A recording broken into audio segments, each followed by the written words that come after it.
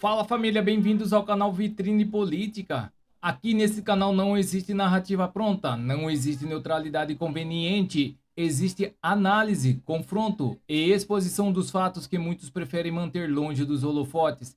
Enquanto a velha mídia escolhe o que você pode ou não saber, nós escolhemos questionar, escolhemos investigar, escolhemos falar. Se você está cansado de manipulação, de blindagens seletivas e do jogo de poder acontecendo nos bastidores, você está no lugar certo. Aqui a verdade incomoda, aqui o sistema é confrontado, aqui o povo tem voz. Então se inscreve, ativa o sino e compartilha, porque quando a informação circula, o controle enfraquece. Isso é vitrine política. Aqui a verdade não se negocia. E essa notícia vem diretamente de Brasília com Gustavo Gayer. Incrível! Lula está derretendo no Nordeste e Flávio Bolsonaro disparou. Assistam esta matéria até o final para você entender melhor tudo sobre o que está ocorrendo. E vamos deixando os créditos na plataforma para o Gustavo Gayer. E não se esqueça de deixar o seu comentário e de dizer de qual cidade você vê esta matéria, para que possamos saber até onde está chegando a nossa audiência. Sem mais enrolações, vamos à matéria.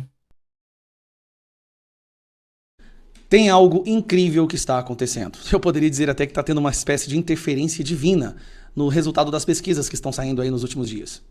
Eu quero te lembrar que em 2022, nas eleições para a presidência, o Lula ganhou em apenas uma região do Brasil. E você sabe qual é. Faço questão de te mostrar aqui. O Lula ganhou apenas no Nordeste. A única região que ele teve uma ampla margem de vitória foi na região Nordeste. Todas as outras regiões do Brasil teve maioria dos votos para o Bolsonaro, com exceção da região Nordeste, que é uma região mais pobre do Brasil, e que o PT cravou suas presas lá, suas unhas, mantém o povo na pobreza, oferecendo migalhas.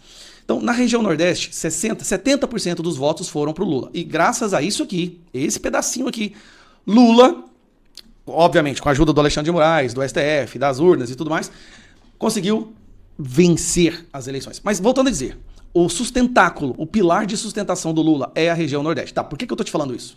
Saiu uma pesquisa hoje sobre o Maranhão. Quero te lembrar que o Maranhão deu 71% dos votos para o Lula em 2022.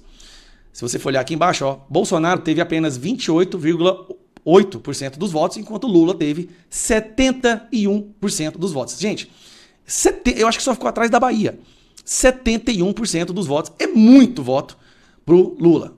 Beleza. Aí sai uma pesquisa agora do Paraná Pesquisas, que é o que mais acerta, é de longe o que mais acerta. E no Paraná Pesquisa, olha o que aconteceu lá. Lula lidera a disputa pelo Planalto no Maranhão. Beleza, diz pesquisa. Se a gente for olhar no segundo turno, bem aqui embaixo, olha aqui o segundo turno. Lula tá com 54, Flávio Bolsonaro tá com 34. Vamos voltar em 2022? Em 2022, Lula tinha 71, vocês podem ver aqui, ó. Lula tinha 71 dos votos, 71%. Bolsonaro teve 28. Lula caiu de 71 para 54. Lula perdeu o que então? 17 votos. Enquanto o Bolsonaro, o filho do Bolsonaro, saiu de 28 para 34. Subiu 6 pontos. Gente, isso aqui é impressionante. Isso aqui nós estamos falando de mais de 1 milhão de votos que mudaram de posição. Só no Maranhão. Me desculpa, mas se isso aqui não for bastante para acender o alerta vermelho no governo Lula, eu não sei o que é. Lula derreteu no Maranhão. E lembrando, Maranhão é terra do Flávio Dino. Tá? Ali é dominado pelo esquerdismo, pelo PSB, que é o partido do Geraldo Alckmin. Era uma hegemonia completa, supremacia esquerdista. E nós estamos percebendo uma queda drástica. Voltando a mostrar. Olha isso aqui. Sem falar que no primeiro turno, Flávio já aparece com 30%. Ou seja, no primeiro turno, o Flávio Bolsonaro já tem mais do que o Bolsonaro teve no segundo turno. Isso é do Paraná Pesquisas. Se tem uma que você pode confiar, é justamente o Instituto do Paraná Pesquisas. Cara, isso aqui é impressionante. Tá tendo uma mudança. Até contra o Ratinho, o Lula fica com 55%. E a avaliação do governo, 27%, considera como péssima, 16% como boa. A maioria, né, se você ver, ainda tem aprovação da maioria, cadê? Ó? Ele ainda tem aprovação da maioria, mas esses 40% aqui, ó, não votam mais no Lula. Estão indo para onde? Estão indo para o Flávio Bolsonaro. E a gente vê o Flávio Bolsonaro chegando no segundo turno com 34% e o Lula com 54%. O Lula está perdendo o Nordeste. Eu vou te falar, Lula está atrás em São Paulo, o maior colégio eleitoral, está empatado em Minas Gerais e está perdendo o Nordeste. A cada dia que passa eu falo, gente, eles estão deixando a gente sonhar. Vai ter um Bolsonaro na presidência. vai ter um Bolsonaro na presidência. Esse pesadelo que a gente está passando vai ter maioria no Senado. Esse pesadelo que a gente está passando vai acabar. Eu tô dormindo até melhor com esses números. Sério, isso me afeta. Eu durmo melhor, eu começo a sonhar. Agora a gente vai ter que trabalhar, tá? Vamos arregaçar as mangas, vamos pra cima, vamos pras ruas, vamos fazer barulho, vamos divulgar as pessoas que a gente considera como sendo os nossos verdadeiros representantes dos nossos estados. Vai dar certo, galera. Vai dar certo. Nós estamos vendo aí um TSE, vai ficar sob o comando do Cássio Nunes. O STF é acuado. Alexandre de Moraes, ele é um ilegítimo, ele é um intruso no STF agora. As decisões dele agora não têm mais legitimidade nenhuma. E aí nós temos, cara, o Bolsonaro vai estar livre, todos os prisioneiros do 8 de janeiro vão ser liberados, e nós vamos lutar para que cada um deles seja recompensado, indenização para cada um, e todas as pessoas que participaram dessa cadeia de comando maquiavélica, demoníaca, vão ser penalizados. E vamos para mais notícias no site Poder 360.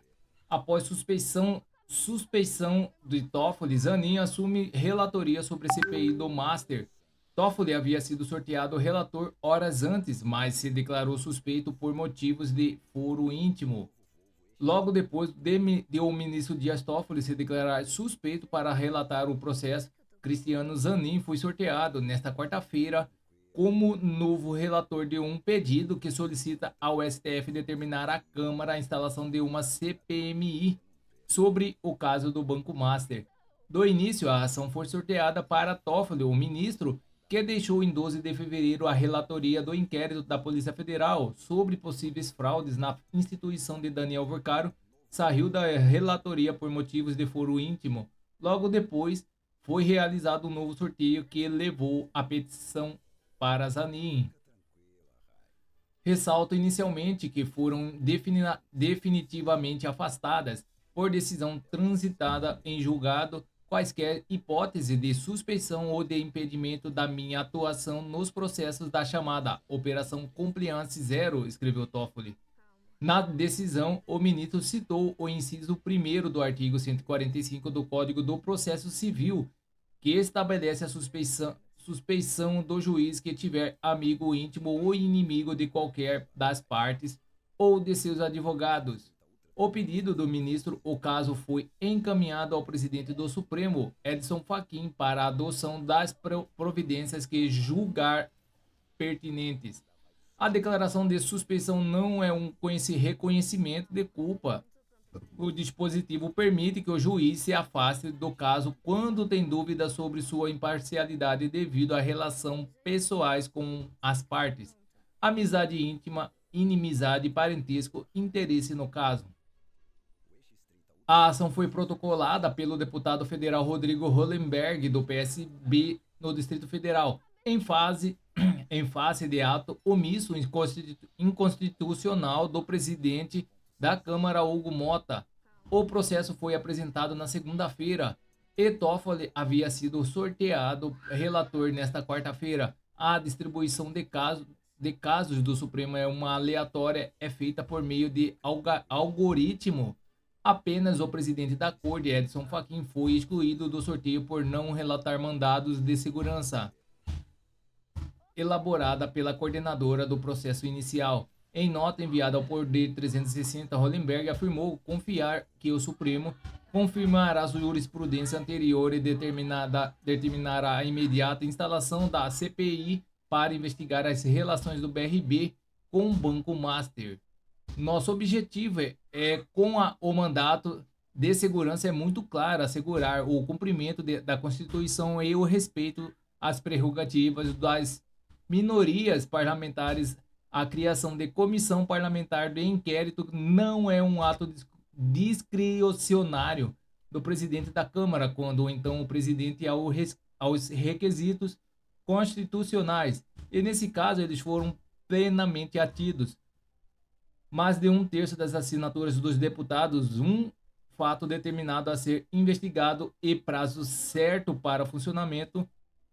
Nesse sentido, confiamos que o STF confirmará a jurisprudência anterior e determinará a imediata instalação da CPI para investigar a relação do BRB com o Banco Master. Toffoli volta ao Master. Na próxima sexta-feira, a segunda turma vai analisar a decisão do ministro André Mendonça, que autorizou a prisão de Daniel Vorcaro e outros investigados para por organização criminosa. Com isso, Toffoli voltará a se pronunciar no inquérito cuja relatoria deixou em 12 de fevereiro. Então é isso, pessoal. Essas são as notícias que estão circulando nas mídias da internet.